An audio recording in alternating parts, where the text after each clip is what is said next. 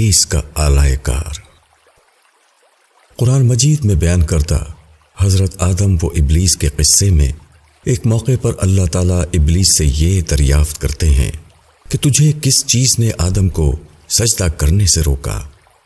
اس کے جواب میں ابلیس یہ کہتا ہے کہ پروردگار تو نے آدم کو مٹی سے پیدا کیا اور مجھے آگ سے پیدا کیا۔ شیطان کی یہ بات غلط نہ تھی۔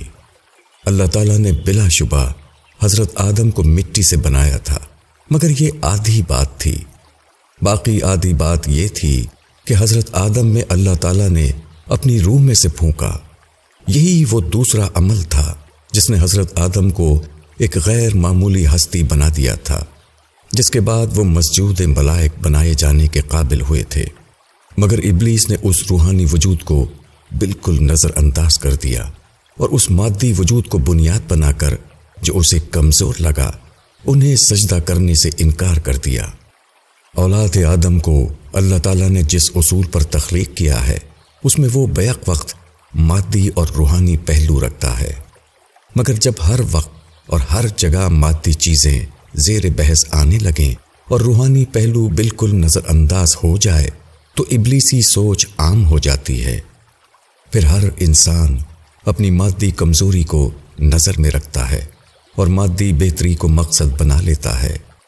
مال، جمال، شہرت، مقام و مرتبہ، غرض انہی مادی چیزوں میں دوسروں سے آگے نکلنے کی ایک دوڑ لگ جاتی ہے۔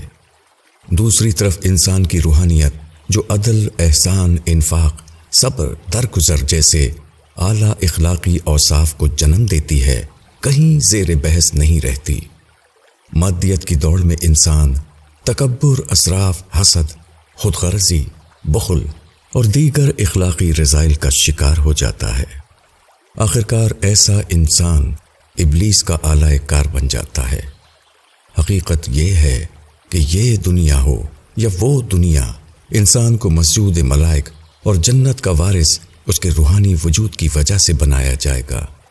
مادی وجود تو قبر کے گڑھے میں کیڑوں کی غذا بنے گا، مگر اکثر لوگ اس حقیقت کو بھولے رہتے ہیں، یہاں تک کہ وہ مسجود ملائک سے ابلیس کے پیرو بن جاتے ہیں۔ ابو یحییٰ